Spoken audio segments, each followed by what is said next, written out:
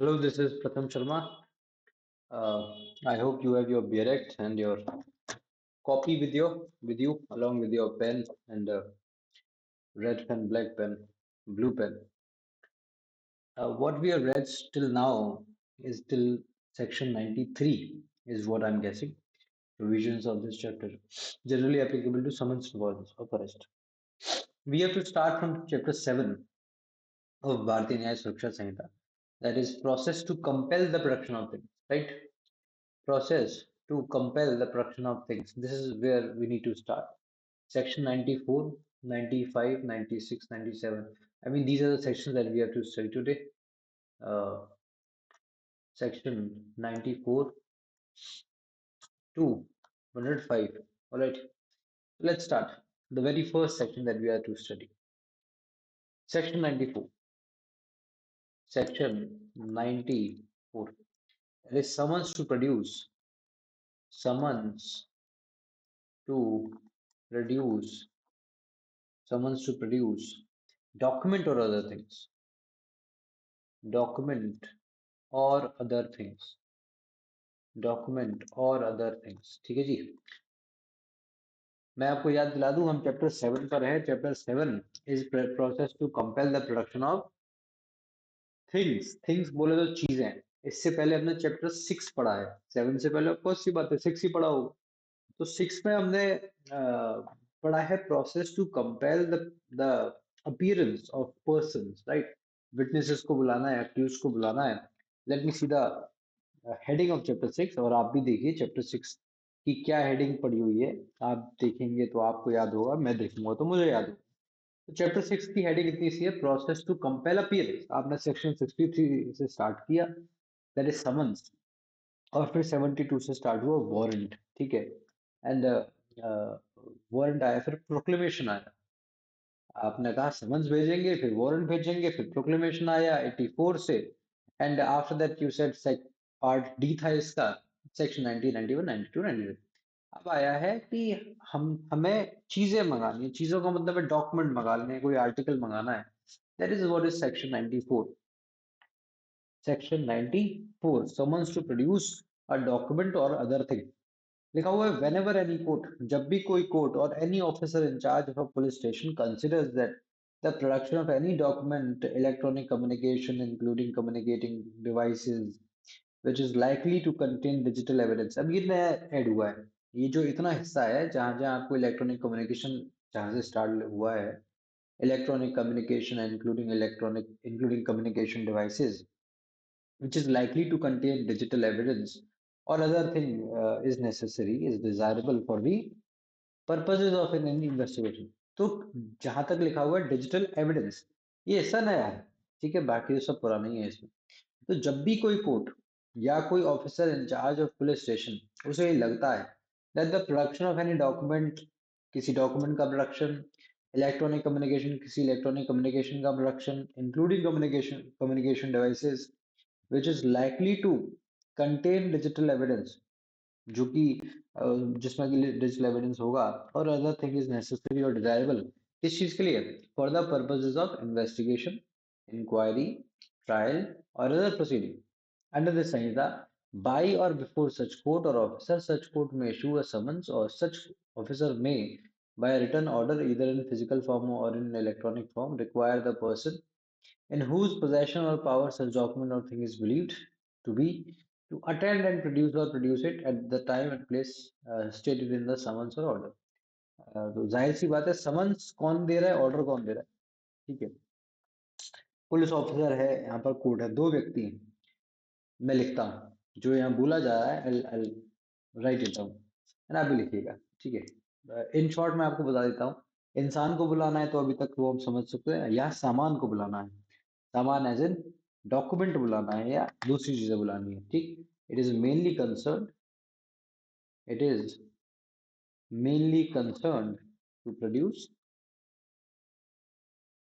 Document और और other things, और अदर थिंग्स में जैसे कि क्या हो सकता है, एनी मूवेबल प्रॉपर्टी, कोई और मूवेबल प्रॉपर्टी हो सकती है। ठीक है, या कोई वेपन हो सकता है, ठीक है, कोई मूवेबल प्रॉपर्टी हो गई, कोई वेपन हो गया, that is anything concern in the case, case में कुछ भी कंसर्न है। डॉक्यूमेंट की डेफिनेशन आप बीएनएस में पढ़ते हो, इंडियन एविडेंस एक्ट में, दैट इज भारतीय साक्ष्य अधिनियम, बीएसए में भी पढ़ते हो। लेटर्स, फिगर्स, मार्क्स के थ्रू बनाया गया कोई भी सब्सटेंस, उसको हम डॉक्यूमेंट बोल देते हैं, ठीक है। तो अब सेक्शन 94 में क्या कहा जा रहा है? They are saying any court, any any court और officer in charge, officer in charge, any court और ऑफिसर इन चार्ज क्या कर रहे हैं? Who considers, who considers, who considers production of, right? Whenever any court or officer in charge, whenever any court or officer in charge of police station considers that the production of any document, considers that the production of any document, any document, electronic communication, any production of any document, electronic communication, electronic communication, which includes, including communication devices, including communication devices, comma, which is likely to contain digital evidence, which is likely to contain, likely to contain digital evidence, digital evidence. तो any code कौन सा section है? Section 94 of भारतीय न्याय सुरक्षा संहिता, chapter number 7। Any court or officer in charge considers that the production of any document or electronic communication, including communication devices, which is likely to contain, which is likely to contain digital evidence or other thing, or other thing, or other thing, or other thing, ठीक है, is necessary, is necessary, is necessary, is necessary or desirable, or desirable for the purposes, for the purposes,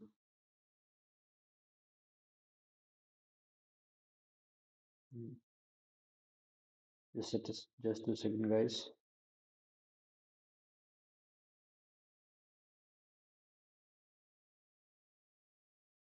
for the purposes of, किस चीज के necessary और desirable, for the purposes of, अब देखो inquiry, trial, other proceeding कौन करेगा? Court करेगा, ठीक है। तो for the purposes of inquiry, inquiry, trial, investigation तो पुलिस करेगी, इन्वेस्टिगेशन तो ऑफिसर इंचार्ज करेगा, लेकिन इंक्वायरी हो गया, ट्रायल हो गया, अदर प्रोसीडिंग हो गया,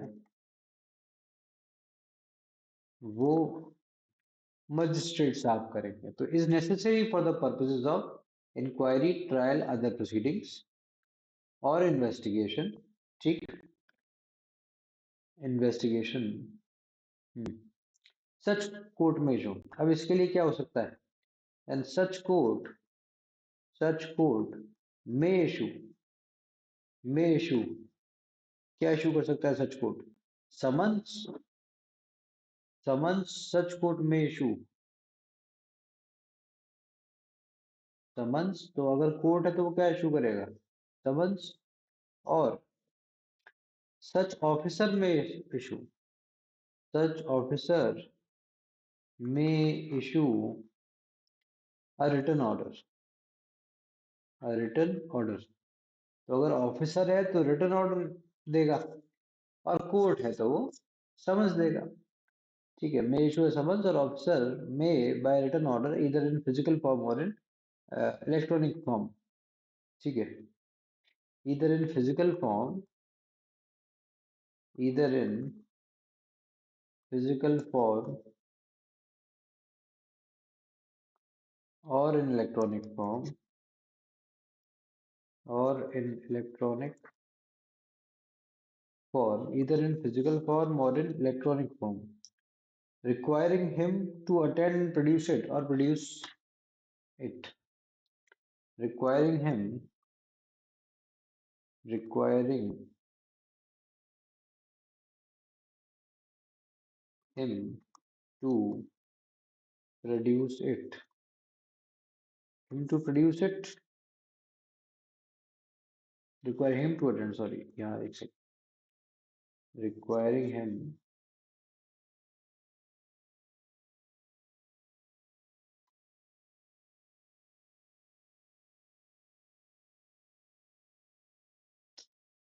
what is this happening? Requiring him to attend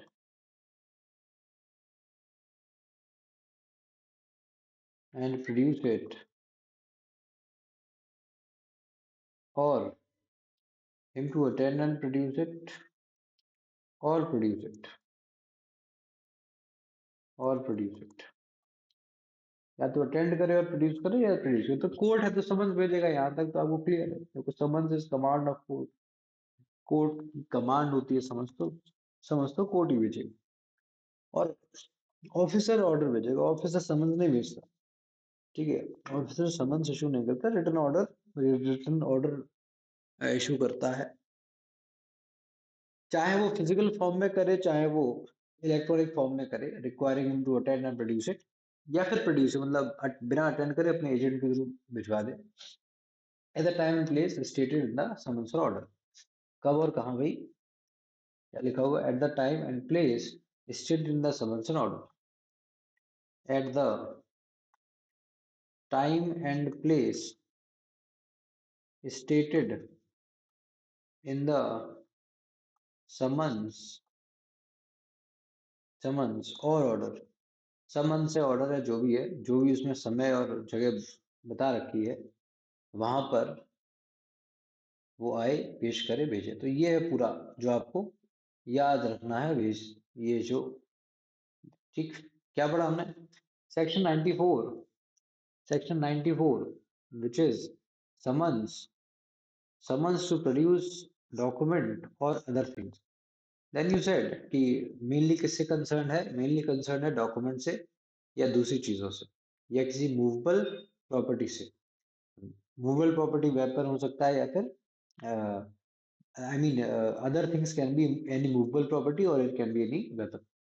फिर आपने कहा सेक्शन स्टार्ट करते हैं, आपने कहा एनी कोर्ट और officer in charge considers that the production of any document, electronic communication including electronic devices, याद करिए सेक्शन क्या लिखा मैंने, क्या बोला, एनी कोर्ट और ऑफिसर इंचार्ज, कोर्ट कोई भी ऑफिसर इंचार्ज हो या फिर कोर्ट ना हो तो, और वो क्या करे, उनको लगता है कि जो प्रोडक्शन है किसका, किसी भी डॉक्यूमेंट का, किसी भी इलेक्ट्रॉनिक कम्युनिकेशन का, including communication devices, communication devices भी इंक्लूडेड है, क्यों, which is likely to contain digital evidence. अब ये इलेक्ट्रॉनिक डिवाइसेस क्यों भाई जरूरी है, इलेक्ट्रॉनिक कम्युनिकेशन क्यों जरूरी है, कि उनमें डिजिटल एविडेंस कुछ हो सकता है या दूसरी चीजों की वजह से वो डॉक्यूमेंट जरूरी है, ऐसा लगता है, कंसिडर करता है कोर्ट, या ऐसा कंसिडर करता है वो ऑफिसर इन चार्ज। ठीक है, नेसेसरी है, डिजायरेबल है। क्यों डिजायरेबल है, क्यों लग रहा है कोर्ट को ऐसा, किस चीज के लिए जरूरी है, तो अगर ऑफिसर इंचार्ज है तो उसकी इन्वेस्टिगेशन के लिए जरूरी है, कोर्ट अगर है तो कोर्ट की इंक्वायरी के लिए, कोर्ट जो ट्रायल करेगा या कोर्ट की कोई दूसरी प्रोसीडिंग्स है उसके लिए कोर्ट को लगता है कि वो डॉक्यूमेंट जरूरी है, वो डिजिटल एविडेंस के लिए वो इलेक्ट्रॉनिक कम्युनिकेशन जरूरी है। ऐसे केस में कोर्ट होगा तो समन्स भेजेगा, और ऑफिसर इंचार्ज होगा तो वो अपना रिटर्न ऑर्डर भेजेगा, ऑर्डर रिटर्न होना चाहिए, माइंडेड। अब वो ये नई बात है, ठीक है, आई होप आप समझ रहे हैं, ये नया है, पहले ये भी नहीं लिखा था। अब वो ऑर्डर, वो समन्स या तो फिजिकल फॉर्म में हो सकते हैं या इलेक्ट्रॉनिक फॉर्म में हो सकते हैं, रिक्वायरिंग हिम टू अटेंड और प्रोड्यूस इट। या तो वो खुद आए, स्वयं प्रकट हो, आए और प्रोड्यूस करे, या फिर सिर्फ प्रोड्यूस करवा दे अपने एजेंट के थ्रू। एट द टाइम, कहाँ पर, उस समय पर, उस जगह पर जहां पर समन्स या ऑर्डर में बोला गया हो। This is section 94। बिल्कुल मेंस में आ सकता है, बिल्कुल बोला जा सकता है कि प्रोसीजर क्या है, क्या ताकत है समन्स भिजवाने की, क्या प्रक्रिया है जिससे आप कोई डॉक्यूमेंट अपने सामने मंगवाते हो, ये लिखा गया। Now there is section 94, section 2, section 94 sub section 2, ये था सब सेक्शन 1। ठीक है, तो लिखा हुआ any person required under this section merely to produce a document or other thing shall be deemed to have complied with the requisition।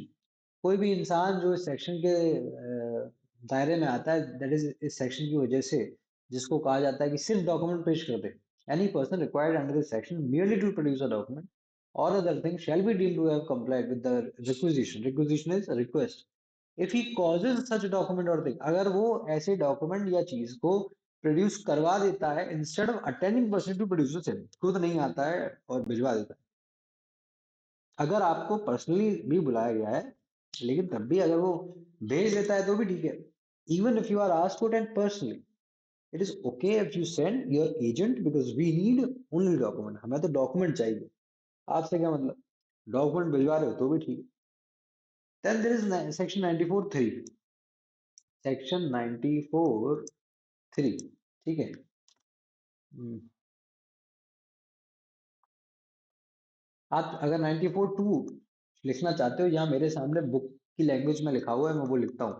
Notes format में जो लिखा हुआ है बेयर एक्ट में, आई am writing that if someone wants to write, you can write to produce the required thing or document, to produce the required 94 2 में, thing or document, to produce the required thing or document, the person summoned or ordered, the person summoned or ordered has to follow the requisition, has to follow the requisition is requisition, and there is no such necessity, and there is no such necessity, so no such necessity to produce such documents personally, to produce such documents, to produce such documents personally,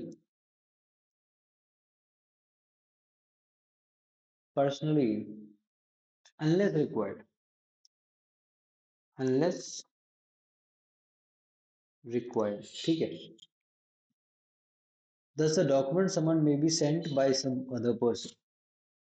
Thus, the document summoned, thus the document summoned may be sent by, may be sent by some other person, some other person, as the summonses to produce document and not the person, as as the as the summons is to produce, as the summons is to produce, summons is to produce the document and not the person, and not the person। ठीक है। This is what is 94 2। और आसान भाषा में मैं अगर बोलूं तो 94 2 में, सेक्शन 94 2, और आसान भाषा में आपसे बोलूं तो लिखा है any person required in the section merely to produce a document or other thing shall be deemed to have been complied with the requisition if he causes such document or thing to be produced instead of attending personally to produce the same। तो causing of production, causing of document or things production causing of document और things production, ठीक है, will be, shall be deemed, shall be deemed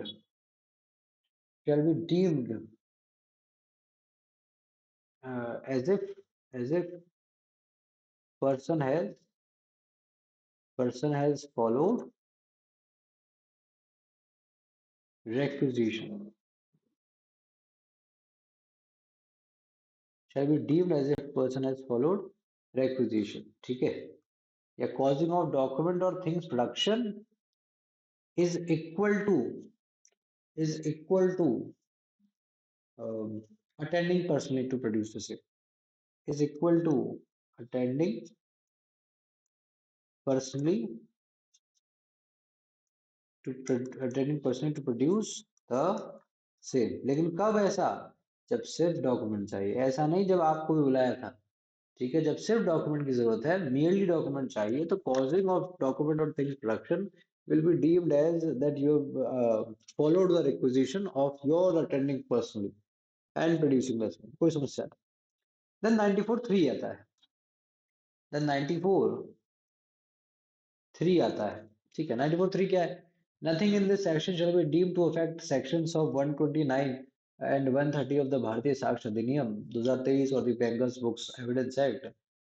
second important है, sub clause B, sorry clause B of subsection 3 लिखा हुआ, nothing in this section shall be deemed to apply to a letter. क्या बात है, letter पे apply नहीं होगा, post card पे अप्लाई नहीं होगा, अदर डॉक्यूमेंट पे अप्लाई नहीं होगा। आप समझ रहे हो ना मेरी बात? एक तो उन्होंने बोला है कि nothing in this section, nothing in this section, nothing in this section shall be deemed, इस पर deem to affect section 129 130 of Bharatiya Sakshya अधिनियम 2023, ठीक है, 129 और 130 ऑफ भारतीय साक्ष्य अधिनियम 2023, और बी है to apply to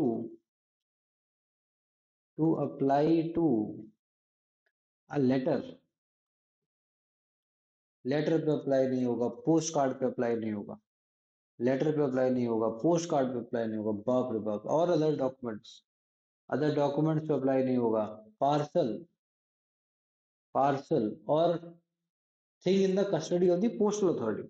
letter, postcard, other document, parcel, thing thing जो किसकी कस्टडी में है? Thing in the custody of the postal authority, in the custody of the postal authority. Main तो ये पोस्टल अथॉरिटी, अगर postal authority की custody में है कुछ, अगर पोस्टल अथॉरिटी की कस्टडी में है, कितनी चीजें, लेटर है, पोस्ट कार्ड है, अदर डॉक्यूमेंट्स हैं, पार्सल है, थिंग है, 5 चीजें हैं। लेटर है, पोस्ट कार्ड है, अदर डॉक्यूमेंट है, पार्सल है, थिंग है, 5 चीजें। आप अभी जब नेक्स्ट सेक्शन पढ़ोगे तो नेक्स्ट सेक्शन में पढ़ोगे कि पोस्टल अथॉरिटी अगर है तो थोड़ी पोस्टल अथॉरिटी को इज्जत ज्यादा दे रखी है। यानी पोस्टल अथॉरिटी से अगर आपको कुछ मंगाना है, कुछ प्रोड्यूस करवाना है, समन भेजना है, रिक्वेस्ट करनी है, तो फिर सीनियर लेवल के अधिकारी और सीनियर लेवल के जजेस और मजिस्ट्रेट्स चाहिए जो वहां से कुछ मंगाएंगे। और क्यों चाहिए? क्योंकि सेक्शन 94 का सबसेक्शन 3 ये कहता है कि ये सेक्शन उसमें अप्लाई नहीं होगा। I hope you that is clear. अच्छा, ये सेक्शन 129, जो सेक्शन 129 है, that is evidence as to the affairs of states. Section 129 जो भारतीय साक्ष्य अधिनियम में है, और Bharatiya Sakshya Adhiniyam, that is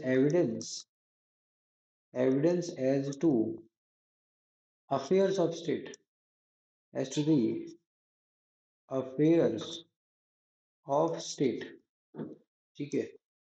it's state से जुड़ी बात है, मैं पढ़ दे रहा हूँ, आज मैं फोन BSA मेरे पास बेलेट भी नहीं है, मैंने फोन में खोली है, तो आप चाहें तो भी ऐसे फट से लाके एक बार पढ़ सकते हैं। सेक्शन 129 में लिखा है no one, just a second.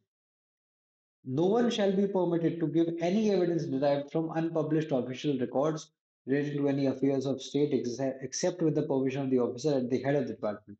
तो 129 कहता है कि अगर हेड ऑफ द डिपार्टमेंट की परमिशन है तो अनपब्लिश्ड ऑफिशियल रिकॉर्ड्स को आप ला सकते हो, एविडेंस मतलब उनको आप प्रोड्यूस कर सकते हो। तो ये कह रहा है कि ये उस पर अप्लाई नहीं होगा। आप अब हेड ऑफ ऑफिसर को या उस गवर्नमेंट सर्वेंट को नहीं बुला लोगे, आओ भाई पेश करो डॉक्यूमेंट को, ठीक है। And let me open 130, 130, 130, just a minute guys. It is,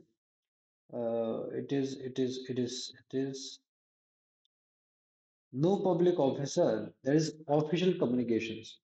130 is official communications.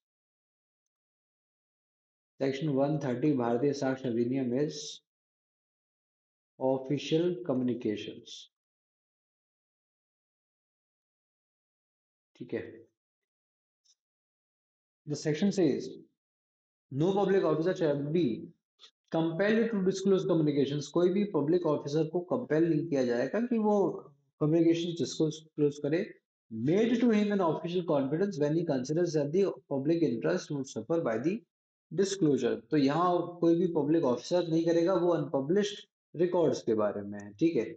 ये है अनपब्लिश्ड रिकॉर्ड्स के बारे में, अनपब्लिश्ड ऑफिशियल रिकॉर्ड्स, गैजेट में पब्लिश नहीं हुए मतलब। और ये तो पब्लिक ऑफिसर के बारे में है कि पब्लिक ऑफिसर से भरोसे में कोई बात कही, जैसे अपने सोर्स का नाम नहीं बताना। मूवीज में आप देखते हो पुलिस वाले से पूछते हैं कि भाई तुम्हारे सोर्स का नाम क्या है, वो कहता है मैं नहीं बताऊंगा, ठीक है। तो ऑफिशियल कम्युनिकेशन, ऑफिशियल कम्युनिकेशन बोलने की कोई जरूरत नहीं है, that is it.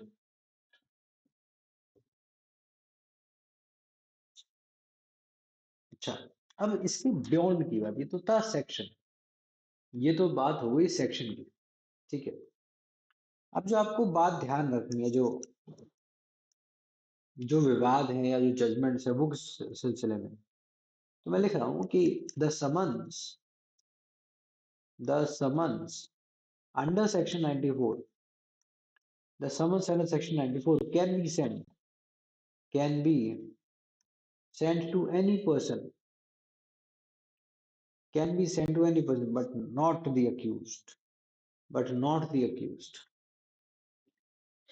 Accused. Simple सी बात यह है, कोर्ट किसी विटनेस से तो कह सकता है, किसी आदमी से तो कह सकता है कि जाओ डॉक्यूमेंट प्रोड्यूस करो, लेकिन जो अक्यूज्ड है उससे नहीं कह सकता कि तुम जाओ और तुम ही अपने खिलाफ एक डॉक्यूमेंट लाओ जो तुम्हें ही सजा दिलवा दे, नहीं sir. This will be violation of article 20 sub clause, article 20 clause 3। ये आर्टिकल 20 क्लॉज 3 का सीधा सीधा वायलेशन होगा कि आप अक्यूज से कहो कि तुम जाओ अपने खिलाफ एक डॉक्यूमेंट लाओ या एक वो वेपन ले आओ जो तुम्हें ही क्या दिला दे, सजा दिला दे। वो कहेगा मैं पागल लिखता हूँ। What does article 20 clause 3 says? It states that, क्या बोलता है मैं बताता हूँ। नो पर्सन, आर्टिकल 20 क्लॉज 3 कहता है no person, I am writing it, accused of accused of any offense accused of any offense shall be compelled to be a witness against himself, shall be compelled to be a witness shall be compelled to be a witness against himself, against himself। छोटी सी बात, article 20 clause 3 कहता है no person accused of any offense shall be compelled to be a witness against himself, ठीक है। यही है वो बात जो आपको अलग से ध्यान रखनी है। अब ये बात आती कहाँ से? दो जजमेंट से, ठीक, जजमेंट से। कौन से जजमेंट से? एक तो काठी कालू ओगड़, काठी कालू ओगर्स केस है, ये अपने को देखना है। And there is another Shyamlal Chauksi versus state of Gujarat, versus state of Gujarat. Kathi Kalu ओगर्स case, Shyamlal Chauksi versus state of Gujarat. This is of 1961, this is of 1965, this is of Supreme Court and this is of Supreme Court as well. ठीक है। And article 20 clause 3 पे ये भी लिख लेना, right of, right against self incrimination, right against self incrimination. ठीक है, right against self incrimination. Because if you ask him to bring a document, then document may contain incriminating circumstances. तो हम कह रहे हैं भाई ऐसा नहीं, उसके पास अधिकार है, उसके पास अधिकार है अपने आप को बचाने का, अपने खिलाफ सबूत खुद न देने का। हाँ, पुलिस चाहती है तो पुलिस जाए, सर्च वारंट लेके जाए, सर्च करे उसके घर को, और कुछ मिल जाए तो ले आए, ना मिले तो ना लाए। ठीक है, ठीक। तो Shyamlal Chauksi versus state of Gujarat 1965 case. Now मेरे सामने बेयर में लिखा हुआ है, मैं लिखता हूँ। श्यामलाल चौकसी में तो एक पैराग्राफ में लिख रहा हूँ, the court held that, the court held, the court held. अच्छा, यहाँ चौकसी की जगह मेरे सामने लिखा हुआ है मोहनलाल, श्यामलाल मोहनलाल, आई गेस मोहनलाल चौकसी होना चाहिए, पर फिर भी मैं लिख देता हूँ Shyamlal Mohanlal versus state of Gujarat 1965 supreme court. ठीक है, 1965 सुप्रीम कोर्ट। एक बार आप प्लीज कंफर्म कर लेना, मोहनलाल है चौकसी है, शायद मोहनलाल कहीं बीच में होगा। तो पैराग्राफ लिखा हुआ है, the court held that the section 94 of भारतीय सुरक्षा, नागरिक सुरक्षा अधिनियम, held that section 94 of BNS, of course जब ये रही होगी जजमेंट, तब ये सेक्शन 91 था ऑफ सीआरपीसी, अब ये सेक्शन 94 हो गया है। तो 94 ऑफ बीएनएसएस, ठीक, जिसकी हेडिंग क्या है, 94 की heading, summons to produce document और अदर थिंग। तो समन्स टू प्रोड्यूस डॉक्यूमेंट और other thing, section 94 of BNSS does not apply to an accused person, does not apply, does not apply to an accused person, ये accused person को apply नहीं करता। The court further said that if the section is construed so as, the court, the court further said that if the section is construed, the section is construed, अगर section को constitute किया जाता है so as to include an accused person as well, so as to include an accused person as well, as well, comma, then it is likely to cause, then it is likely to cause hardship for the accused, hardship for the accused, hardship for the accused, and will make investigation unfair to her, and will make, and will make investigation unfair for, important खैर सिर्फ ये यहीं तक है, यहाँ तक नहीं। हाँ, यहाँ does not apply to an accused person, ये अक्यूज पर्सन पर अप्लाई होता है। अच्छा, काठी को कालू का जो पेड केस है, काठी कालू ओवर्स केस, वो इससे पहले आया, उसने बस ये बात कही थी काठी कालू ओवर केस में, state of Bombay versus Kathi Kalu over case, 11 judgements का डिसीजन। ठीक है, तो इट्स इम्पोर्टेंट। ऑल्दो श्यामलाल चौकसी ने उसी बात को एक्सेप्ट किया है।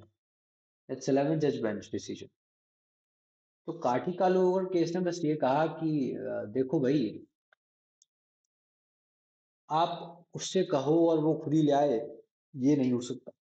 हाँ, बस इन्होंने एक टेस्ट दिया कि कौन से डॉक्यूमेंट्स आप उससे मंगा सकते हो, कौन से डॉक्यूमेंट्स आप उससे नहीं मंगा सकते। ठीक है, दे गिव अ टेस्ट। एक उन्होंने टेस्ट दिया। क्या टेस्ट दिया मैं बताता हूँ। Kathi Kalu Oghad case, state of Bombay, state of Bombay versus Kathi Kalu उगड़, that is 1961 का केस। 1961 का case. This case has change the dimensions of understanding इस पर्टिकुलर सेक्शन को, 94 को। शुरुआत तो यहीं से हो रही है, पहले ये है 1961। श्यामलाल का केस बाद में आया है। ठीक है, इंपॉर्टेंट क्यों है ये केस? इस केस ने जो है रिस्ट्रिक्ट कर दिया डायमेंशंस को, on the point that accuse can not be summon under section 94 BNS। ठीक है, the court said that if any document is in his possession is one that will incriminate him. जो test दिया काठी कालू ने, कौन सा आप document मंगा सकते हो, कौन सा आप डॉक्यूमेंट नहीं मंगा सकते हो, वो तो बिल्कुल नहीं मंगा सकते जिससे उसको भी पता है कि हाँ भाई मेरा कुछ हो रहा है। तो मैं लिखता हूँ और आप भी लिखिएगा। The court said, the court said that if any document that if any document in his possession is the one in his possession is the one is the one that will that will incriminate him incriminate him that will put him behind the bars, that will put him that will put him behind the bars। ठीक है, behind the bars, because he will by showing that uh, because he will by showing that, ऐसे लिखना इसको, ऐसे behind the bars because और ये चीज में it is a substantive, because it is a substantive piece of evidence, piece of evidence, comma. In that case, you cannot summon the accused. Then in that case, you cannot, you must not, you must not, you must not summon the accused, summon the accused for the purpose of producing it, purpose of producing it। ठीक, एक statement तो ये होगी। आगे, ये मैंने थोड़ी आसान भाषा में आपको बोला है कोर्ट के शब्दों को। आगे मैं और लिख रहा हूँ, by stating that self incrimination means conveying information, by stating that, the exact words of the court, by stating that self incrimination, self incrimination means conveying,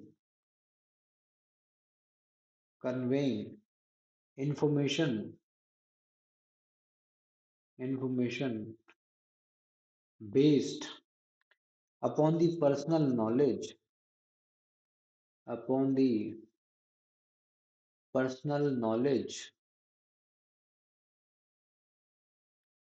of the giver of the giver and does not include and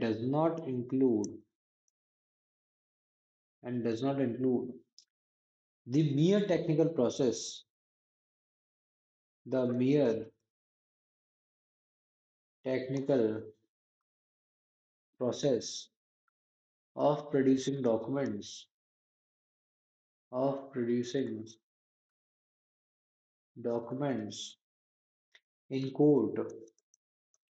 in court which do not contain which do not contain any statement of the accused any statement of the accused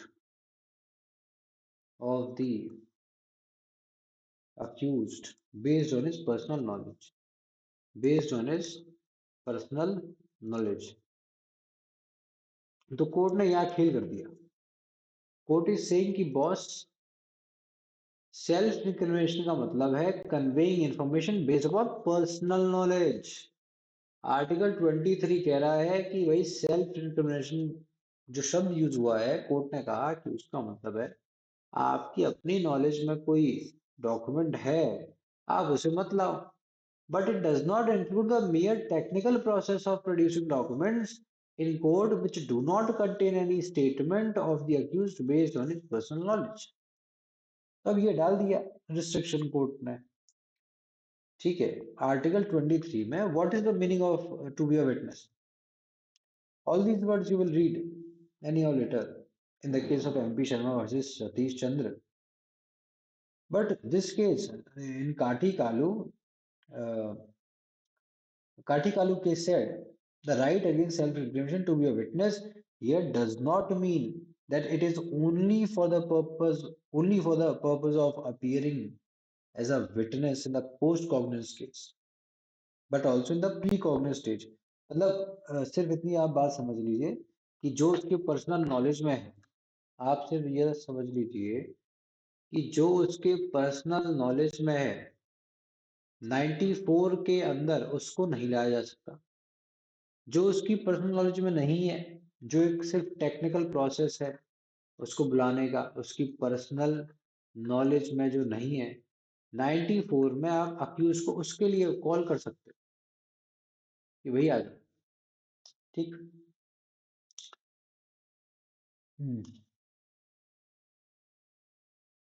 so what is the control that कार्टिकल थोड़ा सा मैं और आगे जाता हूँ ठीक है जो समस्या आती है यहाँ पर वो ये आती है कि आप पता कैसे करोगे क्या उसके पर्सनल नॉलेज में है क्या उसके पर्सनल नॉलेज में नहीं है ठीक तक जो जो समस्या है वो यही है what is in his personal knowledge and what is not in his personal knowledge तो आप समझते हो जैसे मान लो I have written a letter ठीक है तो whatever is written in the letter that is in my personal knowledge अगर मैंने अपनी गिल्ट का एडमिशन किया है कन्फेशन किया है अ, किसी लेटर में मैंने कोई खत भेजा है किसी को मान लो या मेरे पास कुछ कॉपी है मुझे पता है उसमें क्या है मैंने ही लिखा है तो मैं मुझे नहीं बुलाया जा सकता उसके लिए लेकिन if that document is otherwise received by and it is not based on my personal knowledge that means it is something of which the knowledge has been obtained by me but has been given by someone else to me तब बुलाया जा सकता है यानी किसी ने मुझे वो लेटर भेजा है वो मेरी पर्सनल नॉलेज में नहीं था ठीक है यू आर ओनली हैविंग या I am only having the control of the document if the person is only having the control of the document then asking him to give that document is only a mechanical process. And because document is not containing any statement based upon personal knowledge of accused, then in that case 94 can be activated and summons can be issued to the accused. Because it is an 11 bench judgment, it is still applicable. But there have been some few instances where courts have tried to criticize and abhor upon it, not directly although. ठीक है अब इस case में जो minority judgement था, minority view था, वो ये था, how can you decide what document is based on personal knowledge and what not, what is not based on personal, how can you decide it, what is the test that you have created to see that it is in the personal knowledge or not. ये descending opinion था एक जज का, जो या minority opinion था जजेस का, and minded no test has been fit, कुछ एक्सप्लेनेशन दी नहीं थी इस केस में, काटी कालू केस में। लेकिन फिर भी ये है कि आपको इतना समझ है कि केस में क्या बोला, जो पर्सनल नॉलेज में आएगा उसको 94 में नहीं बुलाएंगे, जो टेक्निकल में है किसी और ने दिया और आपके पास उस डॉक्यूमेंट का सिर्फ कंट्रोल है, उसके लिए आपको बुलाया जा सकता है। ठीक, और श्यामलाल चौकसी में क्या गया, Shyamlal Mohanlal versus state of Gujarat में क्या कहा, that if by summoning a person who is accused before the court to produce document, he is compelled to be a witness against himself, the summons and all proceedings will be void. ठीक है, Shyamlal case में उन्होंने एक और बात कही, if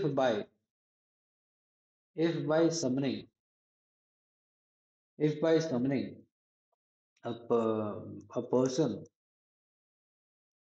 who is accused before before the court to produce documents,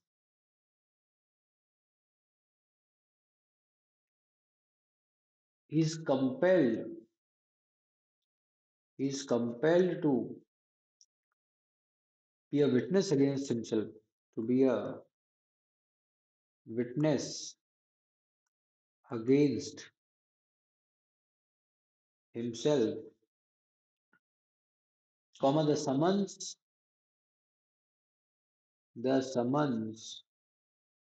and all proceedings, the summons and all proceedings taken thereon by the order of the court, taken thereon by the order of the court, order of the court will be void। ठीक, आगे मैं पढ़ रहा हूँ, this protection must undoubtedly be made effective but within the sphere delimited by the judgment in Kathi Kalu ओवर्ट्स case, यानी काठी Kalu ओवर्ट्स case में जो रिस्ट्रिक्शन हुआ था उसको कंप्लाई करना है। आगे भी लिखता हूँ, this protection must undoubtedly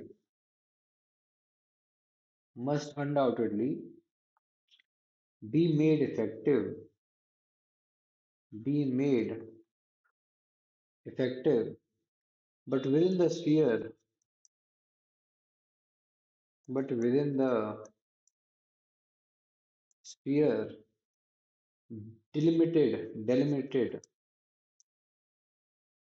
by by the judgment by the judgment in Kathi Kalu Ogar's case. In Kathi Kalu Ogar's case, that is restriction or judgment, the law held in Kathi Kalu's case must be complied with. Must be complied with. तो काठी कालू और case की बात इन्होंने भी मानी। ठीक, this is what you need to understand. That is all in this section 94, my friends. अब next is 95. तो 95 हो गया, 96 हो गया, 97 हो गया, इनकी सिर्फ रीडिंग रिक्वायर्ड है, ज्यादा नहीं, वो भी प्रिलिमिनरी के पॉइंट ऑफ व्यू से, पीटी के पॉइंट ऑफ व्यू से। 95 is procedure as to letters, यानी 94 ने जो कहा कि यार हम टेलीग्राम अथॉरिटी, पोस्टल अथॉरिटी को हम पोस्टल अथॉरिटी पे 94 लागू नहीं होगा, ये 94 ने बोला। 95 कहता है कि पोस्टल अथॉरिटी में सामान, डॉक्यूमेंट, पार्सल, थिंग कैसे निकलवाओगे। तो उसके लिए अब आता है section 95, procedure as to letters and procedures as to letter. Let's just read it. If any document, parcel, or thing in the custody of a postal authority is in the opinion of the DM, CJM, Court of Session, High Court, wanted for the purpose of any investigation, inquiry, or trial, or other proceeding, under the SEDA, such magistrate or court may require the postal authority to deliver the documents, parcel, or thing to such person as the magistrate or court directs. ठीक है, आसान है बेटा। Document parcel, क्या क्या चीज है, document parcel या thing in custody of police authority, postal authority, document, parcel और थिंग, डॉक्यूमेंट, पार्सल और थिंग, ये तीन चीजें इन the custody, in custody of postal authority, in custody of postal authority.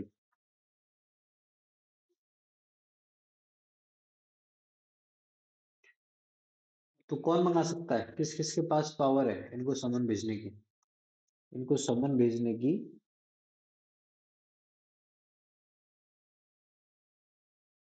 मेरे रिक्वायर तो डीएम, सीजेएम, सेशंस कोर्ट और high court, वो चाहे तो उनसे कह सकते हैं कि लाओ भाई, लाके पेश करो।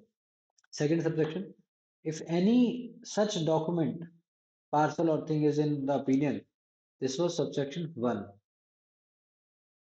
ठीक है, ये कह सकते हैं, रिक्विजिशन दे सकते हैं, 95 की बात हो रही है ना। हाँ, तो ये रिक्वेस्ट कर सकते हैं, रिक्विजिशन दे सकते हैं, बाइज्जत बुलाएंगे, कॉल करेंगे, दैट इज कॉल करेंगे, कॉल टू प्रोड्यूस, कि लाओ भाई वो सामान, वो डॉक्यूमेंट, वो पार्सल हमारे सामने लाओ।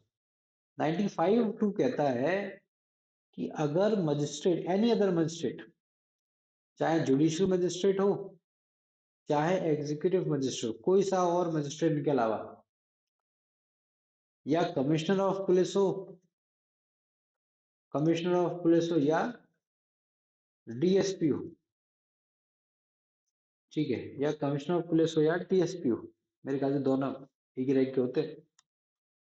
तो ये अब चार हो, अब इनको भी कुछ मान लो कहना है कि हमें कोई डॉक्यूमेंट चाहिए, कोई पार्सल चाहिए, तो सेकंड सबसेक्शन कहता है भैया ये बुला नहीं सकते, ये तो सिर्फ इतना कहेंगे कि सर्च कर लो, टू कॉज सर्च, ये सिर्फ इतना कह सकते हैं कि सर्च कर लो एंड डिटेल कर लो, है ना, एंड डिटेल, तुम सर्च कर लो पोस्टल अथॉरिटी और डिटेल कर लो।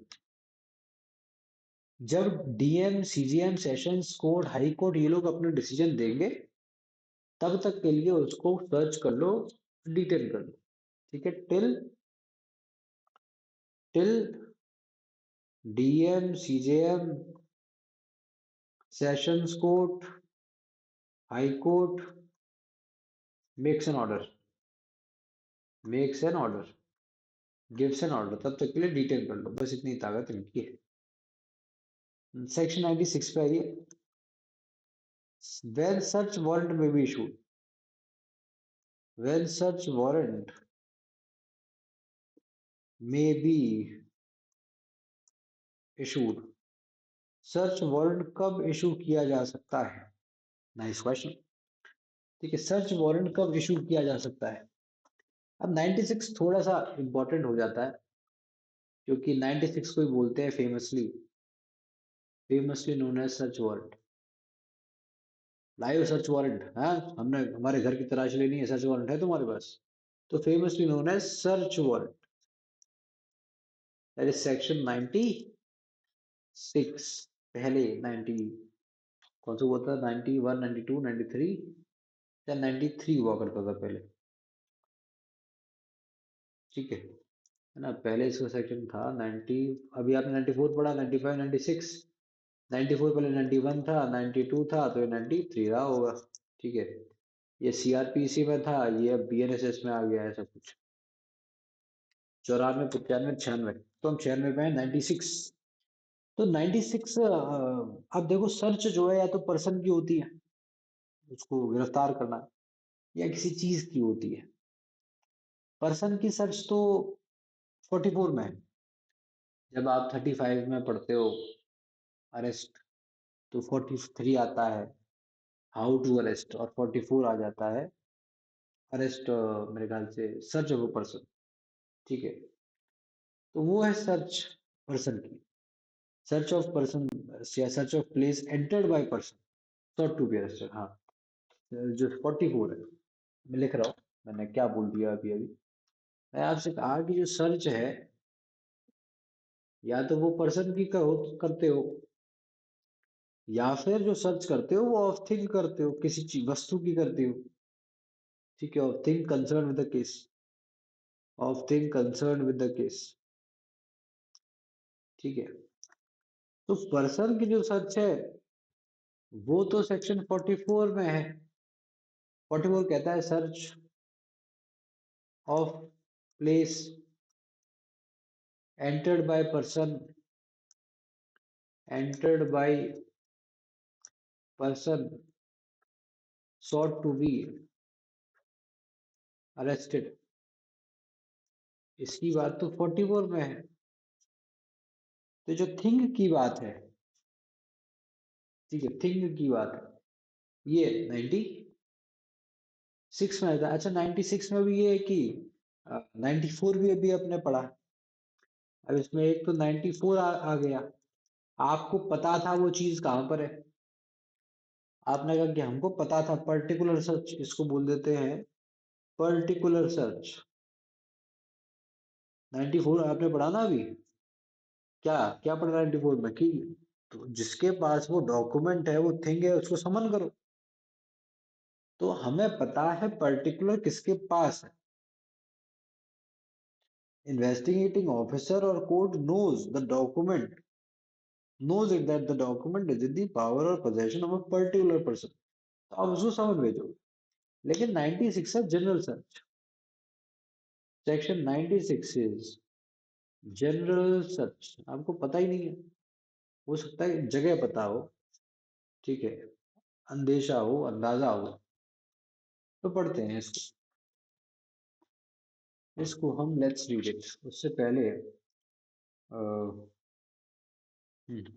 C section 96, when such warrant may be issued, तो इसमें सबसेक्शन 1 2 3 क्या लिखा है? Where any court has reason to believe that a person to whom a summons order under section 94 or a requisition under subsection 1 of section 95, तो 94 में जिसको समन से order भेजा, 95 में जिसको रिक्वेस्ट किया, पोस्टल अथॉरिटी को रिक्वेस्ट किया था, has been or might be addressed, will not or would not produce the document or thing as required by such summons or requisitions, तो सर्च वारंट आप कब इशू करोगे?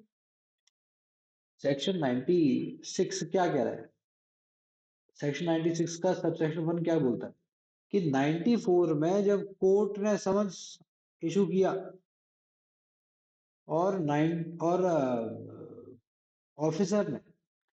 ऑफिसर ने order issue किया, ठीक है, लेकिन आपने इसको नहीं माना, ये फॉलो नहीं हुआ, या फिर 95 में पोस्टल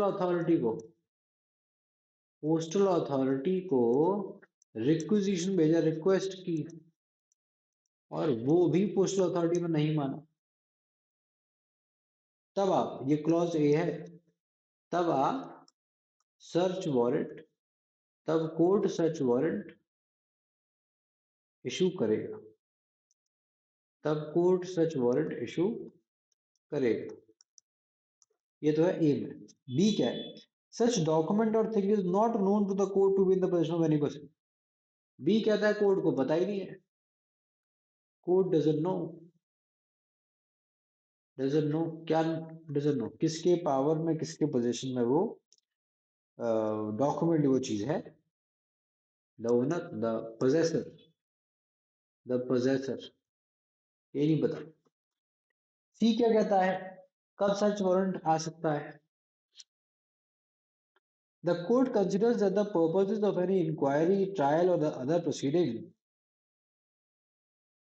under this संहिता will be served by a general search or inspection. Court को लगता है for the purposes of inquiry, court inquiry करेगा, इंक्वायरी करता है कोर्ट, ट्रायल करता है कोर्ट, अदर प्रोसीडिंग्स हो सकती है कोर्ट की, तो उनके लिए अदर प्रोसीडिंग्स के लिए, ट्रायल के लिए कोर्ट को लगता है कि जो पर्पस है वो जनरल सर्च से, इंस्पेक्शन से पूरा हो जाएगा, ठीक है। इट में issue a search warrant and the person to whom such search warrant is arrested may search or inspect in accordance therewith and the provisions hereinafter contained. इसके बाद जो प्रोविजन दिए हैं उनके हिसाब से वो इंसान जिसको वारंट इशू किया है कि जाओ तुम जाके सर्च करो या इंस्पेक्ट करो, वो कर सकता है। Second subsection, the court may, if it thinks fit, specify in the warrant the particular place or part thereof to which only the search or inspection shall extend. तो कोर्ट एक particular place बता सकता है कि वहीं पे search करना, and the person charged with the execution of such warrant shall then search or inspect only the place or part so specified. ठीक है जी।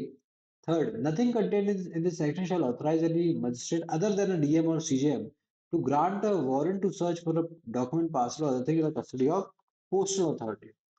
हाँ ये इम्पोर्टेंट है। 96(3) कहता है कि भाई अगर पोस्टल अथॉरिटी इन्वॉल्व है, अगर पोस्टल अथॉरिटी को सर्च वारंट जारी करना है फॉर पोस्टल अथॉरिटीज सर्च, तो डीएम या सीजीएम ही ग्रांट करेंगे, ही वारंट देंगे, वारंट इशू करेंगे, ठीक है। दिस इज 96(3) हो गया। So if it is in the custody of postal authority, only DM or CGM can order search warrants. Come to 97, section 97, search of place suspected to contain stolen property, forged documents. अब देखिए ये आसान है, इसमें ज्यादा कुछ है नहीं, बस इसमें इतना मार्क कर लो 97 में कि डीएम, एसडीएम और magistrate of first others JMFC को पावर दे रखी है। बोला ये जा रहा है 97 में, सुनना मेरी बात ध्यान से सुनो, कि अगर कहीं पर फोर्ज डॉक्यूमेंट है, 97 फोर्ज डॉक्यूमेंट के लिए है, 97 फोर्ज डॉक्यूमेंट्स के लिए है। अगर डीएम एसडीएम मजिस्ट्रेट को लगता है इंफॉर्मेशन पर कि कोई जगह है वो इस्तेमाल की जा रही है फॉर द डिपॉजिट और सेल ऑफ स्टोलन प्रॉपर्टी, ठीक है, और फॉर द डिपॉजिट, सेल और production of any objectionable article to which this section applies और that any such objectionable article is deposit any place, वहां के लिए वारंट इशू हो सकता है। Warrant authorize any police officer above the rank of constable to enter, to search, to take possession, to convey, to take into custody. बस इतना ध्यान रखना। ये पढ़ लो सबसेक्शन 2 में क्या लिखा है, ऑब्जेक्शन आर्टिकल्स हैं कौन कौन से, ठीक है, लिखा है ना अभी, सबसेक्शन 1 में लिखा था कोई भी स्टोलन प्रॉपर्टी है फिर ऑब्जेक्शन आर्टिकल है। अब ऑब्जेक्शन आर्टिकल कौन से हैं वो सबसेक्शन 2 में बोल दिया, काउंटरफीट कॉइन है, पीसेस ऑफ मेटल्स है, काउंटरफीट करेंसी नोट है, काउंटरफीट स्टैम्प्स हैं, फोर्ज डॉक्यूमेंट, फॉल्स सील्स है, ऑब्ससीन ऑब्जेक्ट्स एंड इंस्ट्रूमेंट्स और मटेरियल्स। तो जस्ट रिमेंबर कि सेक्शन 97 में डीएम, एसडीएम, जेएमएफसी को ताकत है। एसडीएम शायद अभी पहली बार तुम्हारे सामने आया है, जेएमएफसी भी पहली बार ही सामने आया है, अभी तक तो डीएम सीजीएम ही चल रहा था, हाई कोर्ट, सेशंस कोर्ट भी आया, ठीक है। तो just remember, then comes section 98। 98 में लिखा है power to declare certain publications forfeit and to issue search warrant, ठीक है। सेक्शन 98 एंड 99 इनका जोड़ा चलता है। सेक्शन 98 में स्टेट गवर्नमेंट बस इतना कह रही कि भाई अगर किसी न्यूज़पेपर में, बुक में कोई सेडिशियस मटेरियल है, और भी इसमें जो सेक्शंस दे रखे हैं सेडिशन के हिसाब से है, या ऐसा कुछ है जो एनिमिटी प्रमोट करता है रिलीजन के बेसिस पर, या ऑब्सीन बुक्स, सेक्शन 294 295 की जो इन्होंने बात की है, ऑब्सीन मटेरियल है, ऑब्सीन बुक्स हैं, ऐसा कुछ है, तो स्टेट गवर्नमेंट ऑर्डर देता है साहब कि जाओ इसको जाके जब्त कर लो, ठीक है। ये जो है गवर्नमेंट का आया, कोई भी पुलिस ऑफिसर जाके सीज कर सकता है पूरे भारत में कहीं, तो जस्ट रीड इट 98 में। और 98 में कभी ऐसा कोई ऑर्डर आ जाए तो 99 में आप हाई कोर्ट जा सकते हो विद इन 1 मंथ, मेरे ख्याल से 2 मंथ, सॉरी, 99 में देखो 2 मंथ्स, अंडरलाइन करो उसे, 2 month from the date of publication of the official gazette. तो आप 2 महीने के अंदर अंदर जा सकते हो, हाई कोर्ट में अप्लाई कर सकते हो कि साहब ये जो स्टेट गवर्नमेंट ने ऑर्डर दिया है इसको हटाओ। अ, ऐसा कुछ भी नहीं है मेरे न्यूज़पेपर में, बुक में, डॉक्यूमेंट में, जो जिसकी ये लोग बात कर रहे हैं। ऐसा सबसेक्शन 1 में हो गया। 99 सबसेक्शन 2 कहता है कि जहाँ पे हाई कोर्ट में 3 या ज्यादा जजेस जजेस हैं तो वहाँ एक स्पेशल बेंच बनाई जाएगी हाई कोर्ट में जिसमें कि 3 जजेस होने चाहिए। और जहाँ पे 3 जज से कम है वहाँ पे स्पेशल बेंच जितने भी जजेस हैं हाई कोर्ट में वो सबकी सबसे मिला के बनाई जाएगी। ठीक है। और तुम्हें जो याद रखना है, सेक्शन 5 याद रखना है। 5 में बोला जा रहा है अगर कभी डिफरेंस ऑफ ओपिनियन आता है जजेस का तो डिसीजन मेजोरिटी के हिसाब से लिया जाएगा। यानी 98 में स्टेट गवर्नमेंट जब्त कर रही है, 99 में इंसान 2 महीने के अंदर अंदर हाई कोर्ट जा रहा है। That is what is being said, nothing else. मैं यहाँ लिख देता हूँ 97 is for search of place for forge documents. Forge documents ताकत किसको है? डीएम, एसडीएम और जेएमएफसी। आप कोई पूछे सीजीएम को नहीं है क्या? ठीक है ऑफ कोर्स है भाई। जेएमएफसी सीजीएम तो होता ही है। हाँ, जो फर्स्ट रैंक होती है जिसकी, जो सबसे सीनियर मोस्ट होगा जेएमएफसी में, वही सीजीएम होगा। तो इनकी है। फिर 98 99 का जोड़ा चलेगा। सेक्शन 98 में स्टेट गवर्नमेंट ऑर्डर पास कर रही है that document, book, newspaper to be forfeited to government, and any police officer may seize it, wherever found in India, wherever found in India। ठीक है। कौन से ग्राउंड्स पे? कि वो उसमें कुछ सेडिशियस मटेरियल था, ठीक है, इस ग्राउंड पर, या it promotes enmity, on ground of religion, on ground of religion, या और क्या हो सकता है? ऑब्सीन मटेरियल है, वो। ठीक है। सेडिशियस मटेरियल है, ये तो हो गया सेक्शन 152, 152। ये हो गया सेक्शन 196, सेक्शन 196, 197। ठीक है। This is section 152, this is section 196, 197, and ये कहाँ पर है? सेक्शन 294, 295। देखो भाई, प्रीलिम्स में कहीं से भी सवाल आते हैं, प्लीज ध्यान रखना। Section 152, section 196 and 197, then section 294, 295, 196, 196, 197 आसान है, 294, 294, 295 एंड 152। ठीक है, ये 3 कैटेगरी हैं। और फिर आपने क्या बोला कि सेक्शन 99 क्या कर रहा है? इस ऑर्डर के खिलाफ आप हाई कोर्ट जा सकते हो इन 2 मंथ्स। 2 मंथ्स कब से? फ्रॉम डेट ऑफ पब्लिकेशन, यहां से 2 महीने के अंदर अंदर। ठीक है। भाई सेट डिसाइड कर दो उस ऑर्डर को, ऐसा कुछ भी नहीं था। It did not contain any matter, any such matters. Now come to section 100। Section 100 और सेक्शन 101 इनका भी जोड़ा चलता है। ठीक है। सेक्शन 100 और सेक्शन 101 इनका भी जोड़ा चलता है। सेक्शन 100 में मैं इन शॉर्ट बता रहा हूँ, बाकी अब नेक्स्ट क्लास में करेंगे। DM SDM, DM SDM and JMFC, तो सेम अभी 97 में जो पढ़ा था, like 97। Section 101 again DM SDM JMFC, ये भी वही लाइक 97, जो वहां पढ़ के आए हैं वैसे ही हम यहाँ पर भी पढ़ते हैं ताकतों के मामले। Just give it a quick reading, ठीक है।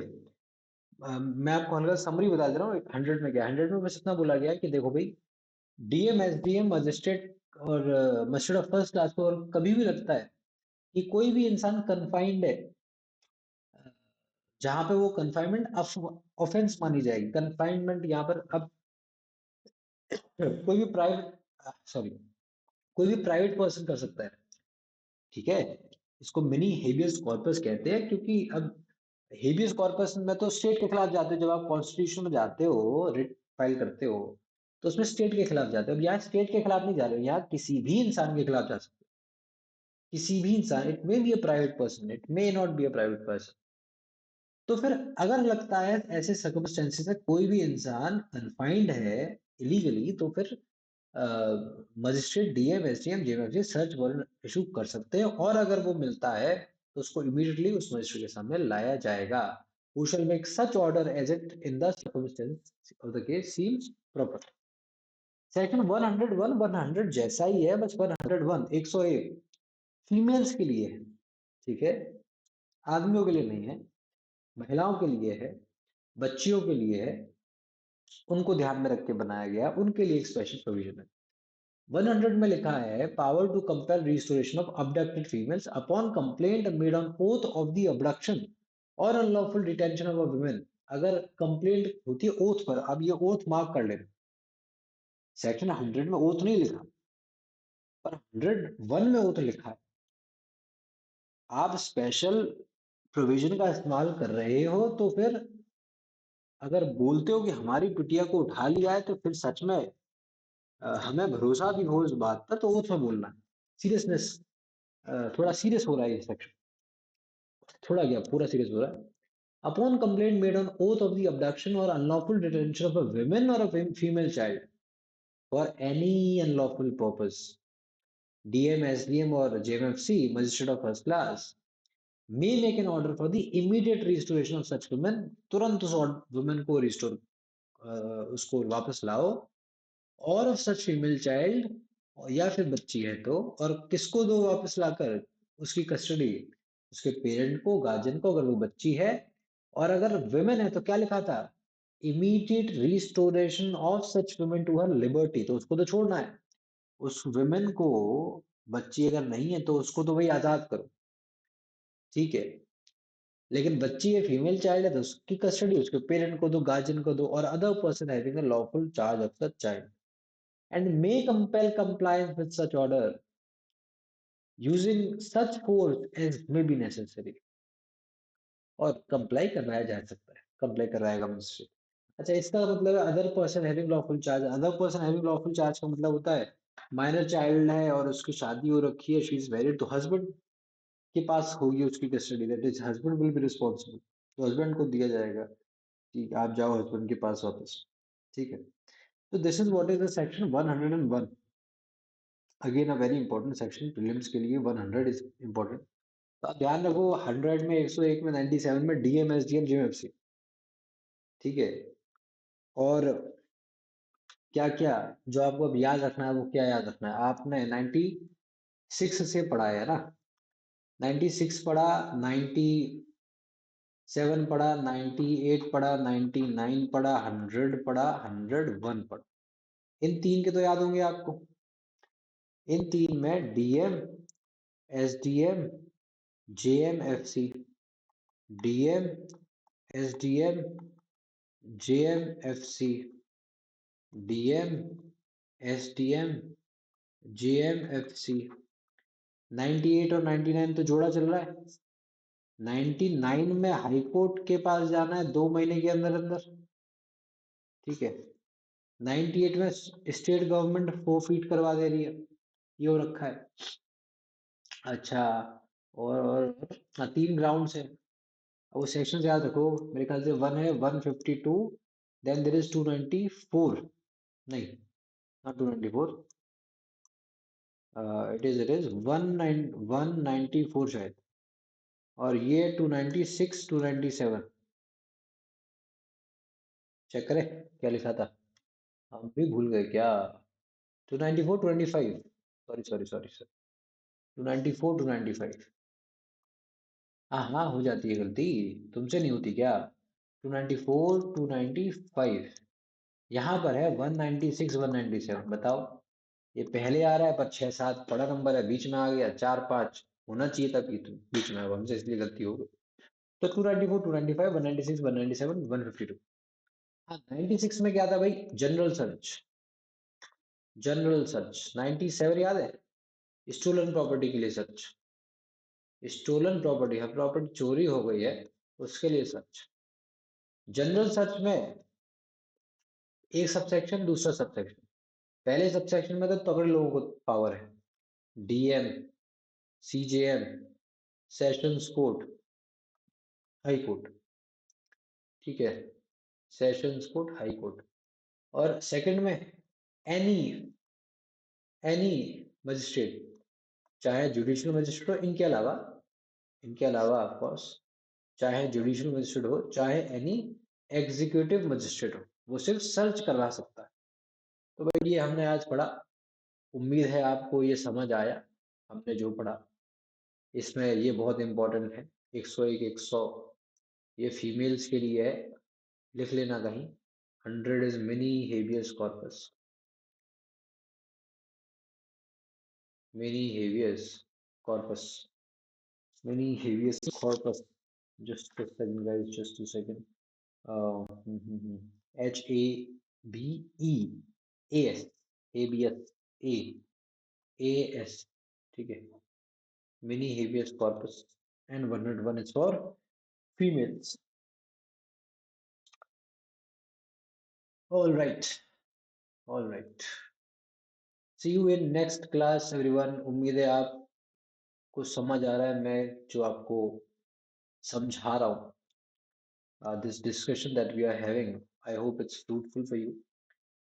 मैंने बहुत समय लगाया है सीआरपीसी पढ़ने में, फिर अब डीएनएसएस पढ़ने में भी मैंने, और बहुत बार पढ़ा है, बिल्कुल भी एक बार पढ़ के मुझे कभी समझ नहीं आया।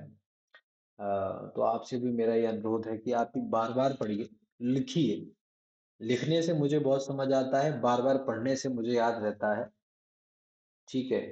अभी तो न जाने में और कितनी बार पढ़ूंगा, अभी और पढ़ूंगा, बार बार पढ़ूंगा। अ, आपकी भी कोई मंजिल होगी, आप जब तक उस मंजिल तक ना पहुंच जाए तब भी आप बार बार पढ़िए।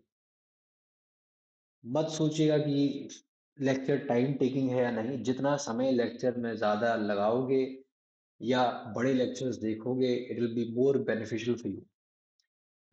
छोटे लेक्चर्स तब काम आते हैं जब आपने पहले बड़ा समय दे रखा। If you are reading it for the first time, then read it like first time. तुरंत वाली चीज तुरंत जाती है, समय वाली चीज समय तक रहती है, देर समय तक रहती है, फिर रिवाइज करोगे तो अनंत काल तक आपको वो और याद रहेगी। I hope you achieve your goals. Tata bye bye, see you next class.